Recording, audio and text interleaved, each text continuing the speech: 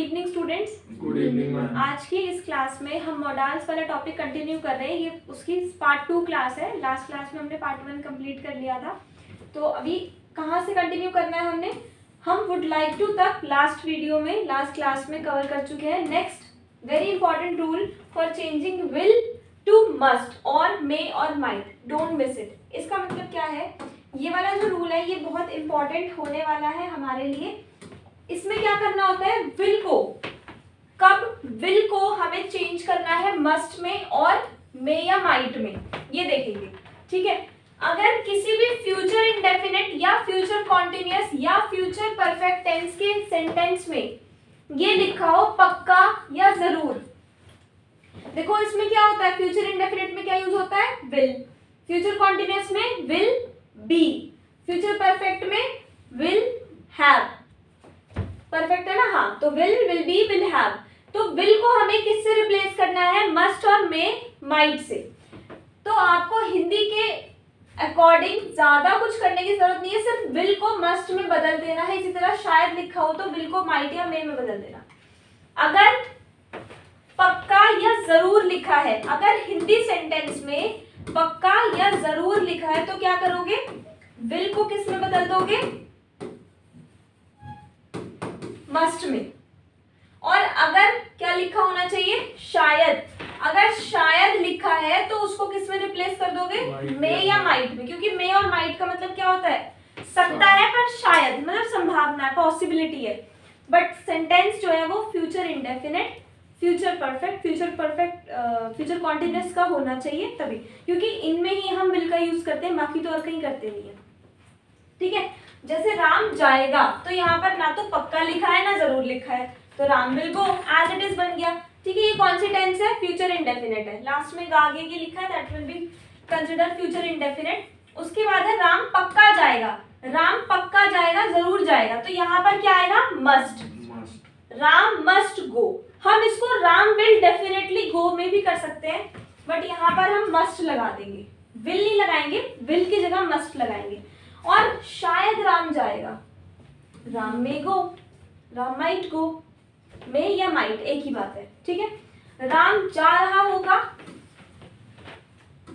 Ram will be going. देखो ये जो तीन सेंटेंसेस है, ये है फ्यूचर इंडेफिनिट के, ये फ्यूचर इंडेफिनिट के, ये तीन फ्यूचर कॉन्टिन्यूअस और ये तीन फ्यूचर परफेक्ट। ठीक है, तो जिसमें चुका होगा, चुके होंगे, ये परफेक्ट को बिलोंग करता है। रहा, रहे, रहा होगा कोई काम, तो ये फ्यूचर कॉन्टिन्यूअस को बिलोंग करता है। और आगे की है तो फ्यूचर इंडेफिनिट को बिलोंग करता है। राम जा रहा होगा, simple, Ram will be going. Ram पक्का जा रहा होगा, Ram must be going, will की जगह मस्ट, बाकी helping verb will be same. शायद राम जा रहा होगा, Ram may be going, may be.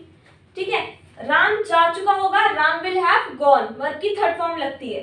Ram पक्का जा चुका होगा, Ram must have gone, will की जगह मस्ट, और हैव तो आएगा ही आएगा, समझ गए होंगे आई होप। और लास्ट शायद राम जा चुका होगा, Ram may might have gone. सीधी सी बात ये है कि अगर फ्यूचर इंडेफिनिट कॉन्टिन्यूअस परफेक्ट में शायद पक्का लिखा है तो विल मत लगाना, मस्ट लगा देना। पक्का और जरूर लिखा है तो विल मत लगाना, मस्ट लगा देना। और शायद लिखा है, पॉसिबिलिटी है, संभावना है, तो विल की जगह में या माइट लगा देना। ठीक है, ये रूल है। जैसे एग्जांपल्स देखो, जैसे और एग्जांपल्स है अपने पास, शायद बस आ रही होगी, शायद बस आ रही हो, शायद बस आ रही होगी, शायद मतलब मे या माइट, कौन, बस, बी कमिंग। ये कौन सा टेंस है, फ्यूचर कॉन्टिन्यूअस है। रहा होगा कॉन्टिन्यूअस। ठीक है, चुका होगा फ्यूचर परफेक्ट।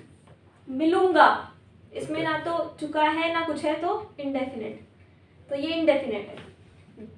शायद लोग चले गए हो, इंडेफिनिट। रहा होगा कॉन्टिन्यूअस, रहा है तो कॉन्टिन्यूअस, चुका है तो परफेक्ट, और कुछ भी नहीं है इन दोनों में से तो इंडेफिनिट। ठीक है, he must have reached home, वो पक्का घर पहुंच चुका होगा। मैं उससे जरूर मिलूंगा, I must meet her, people might have left या गॉन, मतलब लोग चले गए हो, शायद लोग चले गए हो, तो मे और माइट, मे या माइट लगा दो। He must be going to meet her, वो पक्का उससे मिलने जा रहा होगा। समझ में आ गया। नेक्स्ट, तो ये क्या था, ये था मे और माइट ही था जो अभी हमने पढ़ा है, लेकिन फ्यूचर में इसको कैसे ट्रीट करना है वो था। नेक्स्ट है यूज टू। यूज टू का मतलब होता है किया करते थे, जब हम कोई काम किया करते थे। जैसे हम बचपन में जल्दी उठा करते थे, अब नहीं उठते। ठीक है, बचपन में हम जल्दी उठा करते थे, अब नहीं उठते। मैं सुबह जल्दी उठता था, I use to get up early in the morning, तो वहां पर यूज टू आता है। जब हम कोई काम पास्ट में किया करते थे तो वहां पर यूज टू मॉडल है, ये यूज होगा। हाँ, तुम मुझे उठाते थे, you use to wake me up. हम बचपन में साथ साथ खेलते थे, we use to play together in childhood. वो स्कूल नहीं जाता था, he didn't use to go to school. यहाँ पर यूज आया, क्यों? क्योंकि डिड के साथ वर्ब की फर्स्ट फॉर्म लगती है, सेकंड थर्ड नहीं लगती। हमेशा डू हो, डिड हो, डज हो, फर्स्ट फॉर्म आएगी, सेकंड नहीं आएगी, इसलिए यहाँ पर यूज्ड नहीं आएगा। क्या आएगा? यूज। ठीक है। Did he use to sleep only for 2 hours, क्या वो केवल 2 घंटे सोता था? Did he use to sleep only 2 hours, did है तो यूज है, यूज्ड नहीं है। ठीक है। अब यहाँ पर एक इंपॉर्टेंट रूल क्या है, अगर सेंटेंस में यूज टू 2 बार आ जाए, अगर सेंटेंस में यूज टू 2 बार आ जाए तो दोबारा उसको यूज नहीं करोगे, उसकी जगह पर हर बार वुड लगा देना। मैं आता था और वो जाता था, आई यूज टू कम तो ठीक है, लेकिन ही यूज टू गो ये ठीक नहीं है। अगर यूज टू सेंटेंस में एक बार लगा दिया तो दोबारा नहीं लगेगा, दोबारा क्या लगेगा? वुड लगेगा। ठीक है। मैं 5 बजे उठता था, फिर मैं 2 घंटे पढ़ता था। I use to get up 5, then I would study for 2 hours। अब यहाँ पर फॉर लगाया है टू से पहले, क्यों? सिंस क्यों नहीं लगाया? सिंस और फॉर बताया ना। सिंस का यूज किस में होता है? Point of time. For duration, तो 2 घंटे क्या है, ये एक ड्यूरेशन है, तो इसलिए यहाँ पर फॉर लगाया। वो आती थी, मैं भाग जाता था, फिर वो मुझे बुलाती थी। She used to come, I would run, then she would call me. अब यहाँ भी वुड, यहाँ भी वुड। ठीक है। दोबारा यूज टू नहीं लगाया, यूज टू सिर्फ एक बार लगाना है एक सेंटेंस में। दोबारा अगर यूज टू का कुछ आ रहा है तो you have to use would instead of use to, use would. एक चीज और, एक और इंपॉर्टेंट रूल है कि अगर पैराग्राफ बीती बात के बारे में बता रहा हो, मतलब पास्ट के बारे में, अगर कोई लाइन पास्ट के बारे में है तो यूज टू की जगह हर बार वुड का यूज होता है। ठीक है। इफ द पैराग्राफ, एक राजा था, वो रोज 6 बजे उठता था। एक राजा था, क्या है? Past, there was a king, वो रोज सुबह 6 बजे उठता था, मतलब पास्ट। अगर पास्ट की बात हो रही है तो भी आप वुड लगा दोगे। There was a king, he would get up daily at 6। ठीक है। मैं बहुत बुरा था पर मैं अपनी मम्मी को बहुत प्यार करता था। I was very bad but I would love my mom a lot.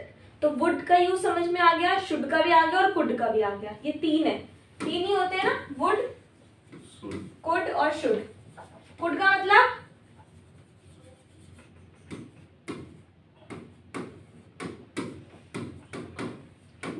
सकाया पाया। ठीक है, तुम ये कर सके, you could do that. Would का मतलब क्या हो गया? यूज टू की जगह पर आएगा पहला, और दूसरा यहाँ पर भी है इसका यूज। इसकी कोई पर्टिकुलर हिंदी मीनिंग नहीं है, सिचुएशंस है, कंडीशंस है। और शुड मतलब चाहिए। ठीक है, जब किसी को ज्ञान देना हो। वुड, बीते हुए कल में कही हुई भविष्य की बात, विल की जगह वुड का यूज करना। अगर पास्ट में फ्यूचर की बात हो रही हो, अगर पास्ट में फ्यूचर की बात हो रही है तो वहां पर हम विल यूज नहीं करेंगे, वुड यूज करेंगे। कैसे? जैसे उसने कहा, ये क्या है? कह चुकी है ना वो, तो उसने कहा पास्ट कि वो हमारी मदद करेगा। Future, past future. उस मुझे मालूम था, पास्ट, कि वो जीतेगा। फ्यूचर, पास्ट में फ्यूचर की बात हो तो वुड का यूज होता है। उसने कहा कि वो हमारी मदद करेगा, ही सेड, पास्ट है, that he would help us, तो यहाँ पर विल नहीं आएगा, वुड आएगा। ही विल हेल्प अस नहीं, ही वुड हेल्प अस। उसके बाद है मुझे मालूम था कि वह जीतेगा, I knew that he would win, I knew, know, knew, known, 3 forms of know, जानना, नो मतलब पता होना, नो KNOW, न्यू KNEW और known KNOWN। I knew that he would win, मुझे पता था कि वो जीतेगा, ठीक है। मैंने कभी नहीं सोचा था कि वो इतना स्वार्थी होगा, मैंने कभी नहीं सोचा था, past. I had never thought कि दैट, वो इतना स्वार्थी होगा, he would be this much selfish, he would be this much selfish. मुझे संदेह नहीं था कि तुम जीतोगे, आई हैड नो डाउट, संदेह मतलब doubt, I had no doubt, past, had कहाँ आता है, पास्ट में, दैट यू वुड विन, कि तुम जीतोगे। मुझे लगा कि वो कभी नहीं आएगा, आई थॉट, मुझे लगा, थिंक का सेकेंड फॉर्म थॉट, मुझे लगा दैट कि ही वुड नेवर कम, वो कभी नहीं आएगा, तो ही वुड, समझ में आ गया। जब पास्ट में फ्यूचर की बात हो तो वुड का यूज होगा, ठीक है। उसके बाद वुड का यूज एक और आ रहा है, देखो एक और आ रहा है वुड का यूज, क्या है, जब हमें किसी से रिक्वेस्ट करनी हो, रिक्वेस्ट करने के लिए, would you please help me, क्या तुम मेरी मदद कर दोगे, कृपया, क्या तुम कृपया मेरी मदद कर दोगे, would you please help me, क्या तुम कृपया दरवाजा खोल दोगे, would you please open the door, would you please favour me, favour मतलब मदद करना ही होता है, ठीक है। उसके बाद समझ में आ गया ये, तो वुड की 2 कंडीशंस, एक तो वो हो गई यूज्ड टू वाली, नंबर 1, नंबर 2 इज पास्ट में फ्यूचर की बात होना, and number 3 is for request. समझ में आ गया। यहाँ पर हम कैन बोलते हैं ना, can you please help me, तो इसका मतलब होता है क्या तुम मेरी मदद कर सकते हो। But if you are talking formally, there are 2 types of talk, informal and formal. Formal होती है with boss, teachers, formally respectfully अगर आपको, इनफॉर्मल होती है फ्रेंड्स के साथ, कजन्स के साथ, ठीक है। तो if you are talking formally then you must use would kind of words instead of can I come, can I come तो ठीक है, can you help me, can I help you, would you help me, ये ज़्यादा formal है, ठीक है। This is the difference between formal and informal. उसके बाद किसी चीज़ की आदत हो जाना या उसके आदी हो जाना में भी यूज टू लगता है, लेकिन उससे पहले हेल्पिंग वर्ब आती है। I am use to eating junk food, इस तरह के सेंटेंसेस। जैसे एग्जाम्पल 3 देख लो, तुम्हें झूठ बोलने की आदत थी, you were use to tell a lie, बस, ठीक है। उसके बाद इसमें एक नीड वाला है,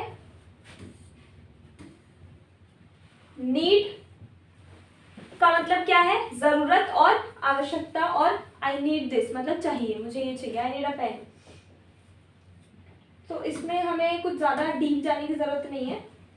another point is that if we need a noun और pronoun then we don't use to with need.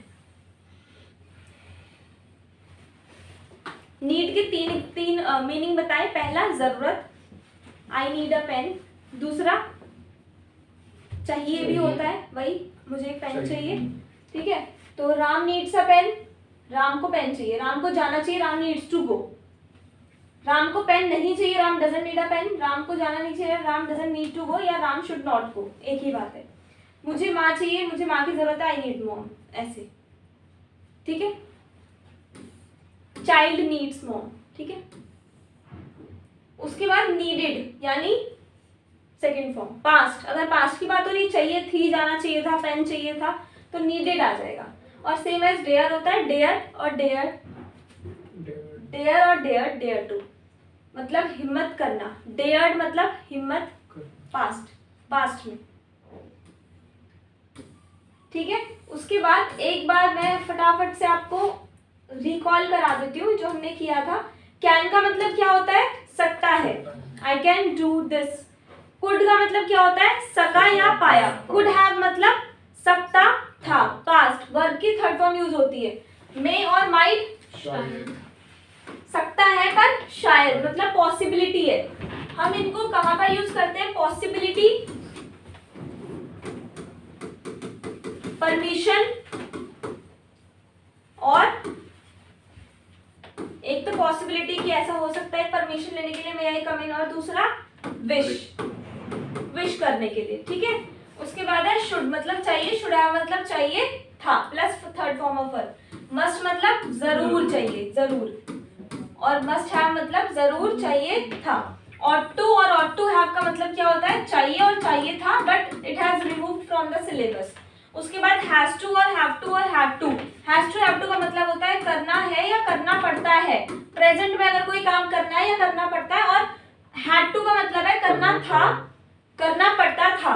Will have to का मतलब होता है करना पड़ेगा, करना पड़ेगा फ्यूचर में। विल बी एबल टू मतलब किसी काम को करने योग्य, हाँ करूंगा। वुड लाइक टू का मतलब क्या होता है, चाहूंगा, I would like to say something. Use to का मतलब क्या होता है, दो होते हैं, एक क्या किसी चीज के आदी हो जाना, और दूसरा किया करते थे, जब कोई काम पास्ट में हम रिपीटेड करते थे। समझ में आ गया, इतना ही है इसमें। एक वुड हमने और देखा, नीड जरूरत, डेयर हिम्मत, और एक वुड हमने देखा कि जब पास्ट में फ्यूचर की बात हो रिक्वेस्ट करने के लिए, और यूज टू की जगह पर वुड लगा देंगे अगर यूज टू का एक सेंटेंस में एक बार से ज्यादा यूज हो रहा है, ठीक है। तो आई होप आपको ये समझ में आया होगा। नेक्स्ट क्लास में हम आगे और कुछ एडवांस टॉपिक लेकर आएंगे। Thank you so much. Thank you.